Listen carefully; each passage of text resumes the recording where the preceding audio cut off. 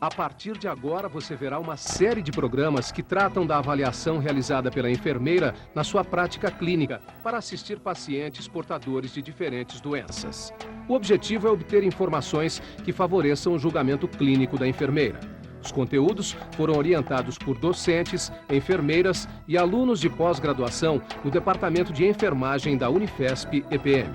Ao todo, serão 8 programas que abordam vários tipos de procedimentos: entrevista e exame físico geral, cabeça e pescoço, aparelho respiratório, aparelho cardiovascular, abdômen, órgãos genitais e aparelho locomotor.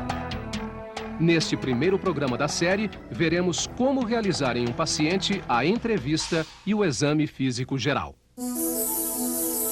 A entrevista e o exame físico minucioso são de grande importância na coleta de dados do cliente. A obtenção e análise de dados através das queixas e dos sinais encontrados no paciente nos possibilitam identificar a situação clínica do paciente. Ao coletar dados de um cliente, você deve se perguntar sempre: de quem, para quê e como estou coletando esses dados? Quais os instrumentais que devo utilizar para coletá-los?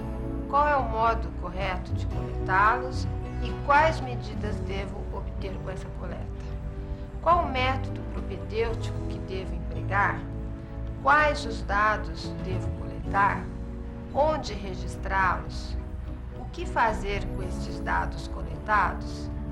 O método que a enfermeira utiliza para cuidar do seu paciente de forma crítica, sistematizada e organizada é o processo de enfermagem.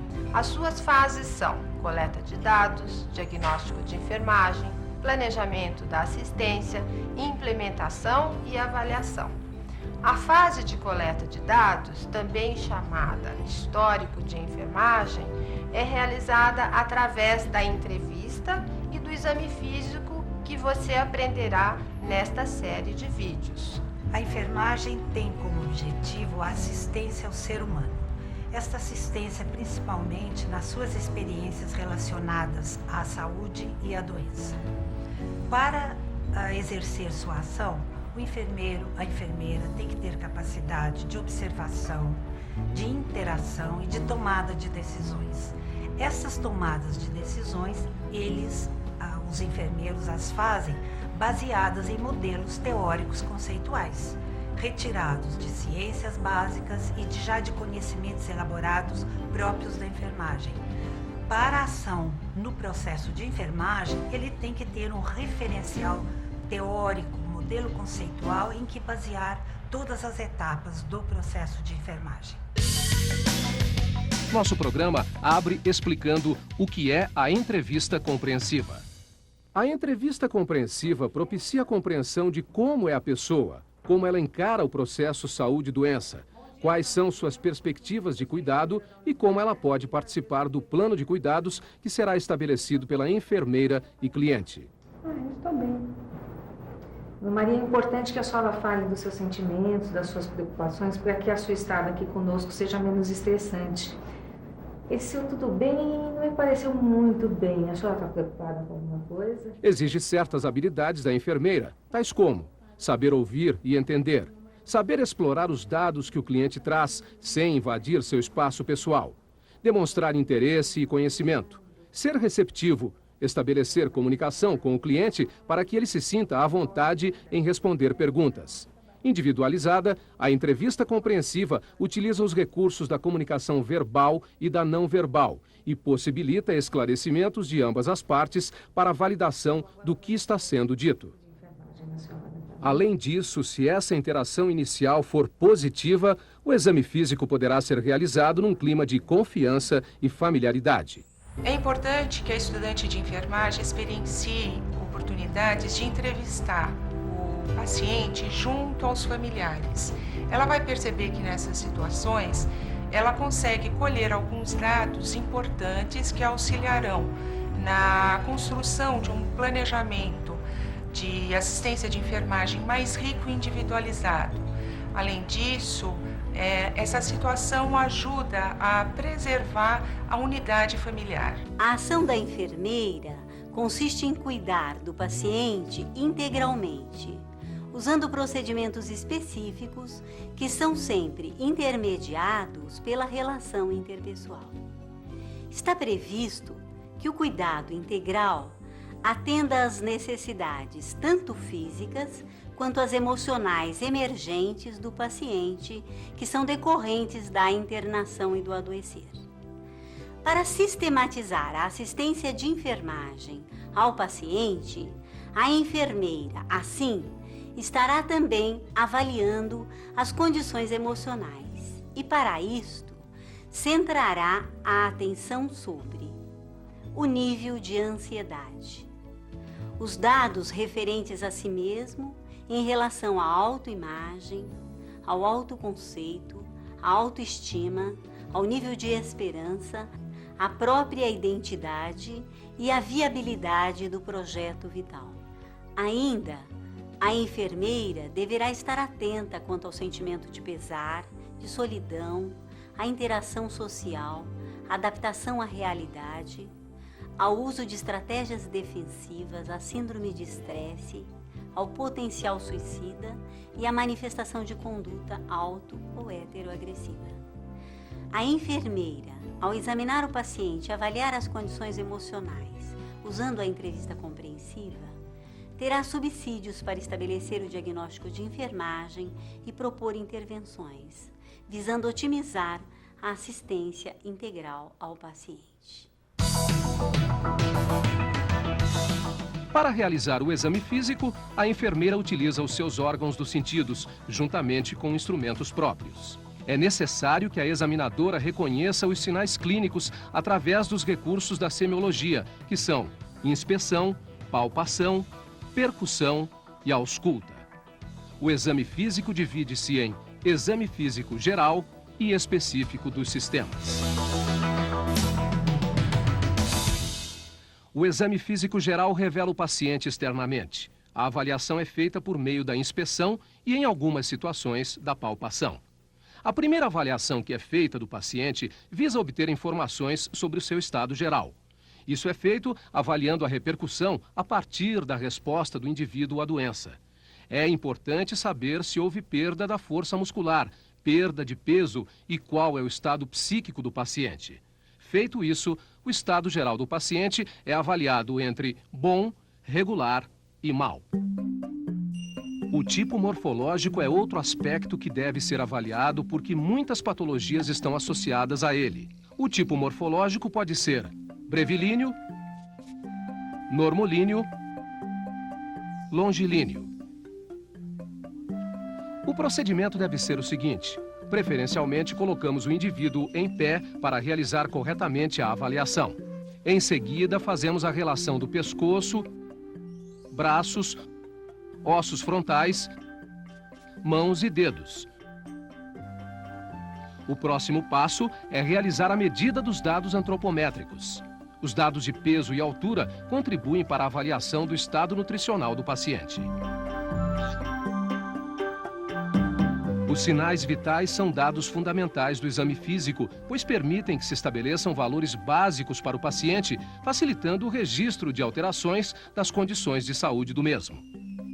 A temperatura deve ser medida com auxílio do termômetro e pode ser verificada na cavidade bucal, retal, axilar e pavilhão auricular. O termômetro deve ser colocado e permanecer entre 5 a 7 minutos.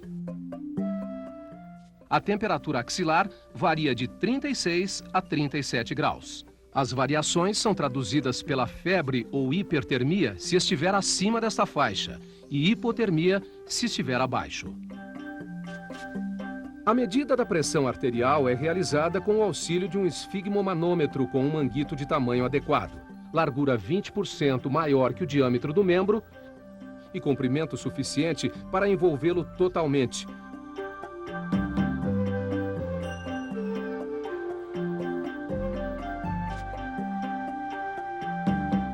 E um estetoscópio para auscultar os sons de Korotchkov, que ocorrem quando o relaxamento do manguito permite o fluxo sanguíneo na artéria que foi comprimida. A pressão arterial deve ser medida em ambos os braços e também nos membros inferiores, se for detectada alguma alteração. O pulso é medido preferencialmente na artéria radial. contando-se durante 1 minuto inteiro o número de batimentos e verificando-se as suas características. Intensidade pode ser cheio ou filiforme, e ritmicidade pode ser regular ou irregular. A frequência cardíaca pode diferenciar-se do pulso devido a arritmias cardíacas. Pode ser verificada através da ausculta do pulso apical ou da visualização pelo cardioscópio, caso o paciente esteja monitorizado. A frequência respiratória deve ser verificada também durante 1 minuto inteiro, sem que o paciente tenha consciência deste procedimento para que não haja alterações. Deve-se observar também características como o ritmo e a profundidade, além de avaliar a presença de desconforto respiratório. Dados sobre o padrão respiratório e também sobre as condições de oxigenação do paciente, se em ar ambiente, em oxigenoterapia ou em ventilação mecânica, também devem ser anotados. A avaliação da facies é muito importante. Por meio da expressão fisionômica e da forma do rosto, é possível notar se algo está alterado em função de alguma patologia ou pelo uso de medicamentos. Por exemplo, geralmente a facies de um paciente renal evidencia-se por meio de edema de pálpebras e do rosto. A atitude que o paciente demonstra caracteriza o seu comportamento, que pode ser passivo ou ativo. É importante verificar o ritmo, a amplitude e a natureza dos movimentos do paciente. Da mesma forma, ao se avaliar o tipo de marcha, deve-se observar o equilíbrio, claudicação ou qualquer alteração motora. O decúbito assumido pelo paciente no leito pode ser ventral, dorsal ou supino. Este decúbito pode ser obrigatório ou indiferente. A posição do paciente no leito já pode identificar algo de muito importante. Muitas patologias podem obrigar o paciente a ficar em uma determinada posição, como nos casos de dispneia, dor, contraturas ou paralisias. A avaliação da pele através da inspeção deve ser feita levando-se em consideração a raça e pigmentação. Avalia-se o grau de hidratação que pode ser visto na inspeção quando há uma extensão do corpo com pele ressecada. E a avaliação do turgor é feita pela formação de uma prega e a avaliação do retorno dessa pele à normalidade. Também é feita a avaliação da coloração, que deve ser realizada num ambiente claro, à luz do dia. Podemos encontrar uma pele pálida, descorada, ou ictérica, que é a pele amarelada. Também descrevemos a presença de petequias, pequenas manchas vermelhas que podem estar distribuídas pelo corpo ou em algum local delimitado. Hematomas, manchas e lesões como nódulos, máculas, pápulas, vesículas e bolhas devem ser verificados. A cianose da pele é avaliada sobretudo nas extremidades, juntamente com a perfusão periférica ou enchimento capilar das extremidades, que é verificado apertando-se a polpa digital e avaliando o tempo de retorno da circulação. O edema pode estar relacionado ao sistema cardiovascular, renal ou periférico. Pode apresentar variações na consistência, na duração e horário do aparecimento. A pesquisa do edema é feita pela inspeção e palpação. Na inspeção, vemos o aumento do volume, o desaparecimento das proeminências ósseas e também pode ocorrer o aparecimento de marcas de correntes, de roupas ou calçados. Na palpação, é feita a compressão digital, causando uma depressão na região comprimida, o chamado sinal de Godet. A distribuição de pelos pode estar relacionada com a idade, mas também com algumas patologias ou com o uso de medicações. Essa avaliação é feita na inspeção dos anexos. Durante a inspeção dos anexos, é importante observar também as unhas do paciente.